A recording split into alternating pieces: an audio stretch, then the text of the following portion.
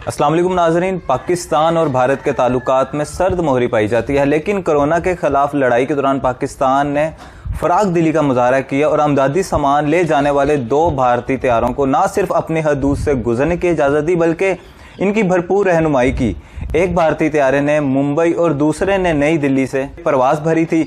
इन तैयारों की मंजिल जर्मनी थी। इन्हें कराची रीजन की हदूद से गुजरना था। पाकिस्तानी सिविल एविएशन के एयर ट्रैफिक कंट्रोलर ने भारतीय तैयारों को डायरेक्ट रूट दिया।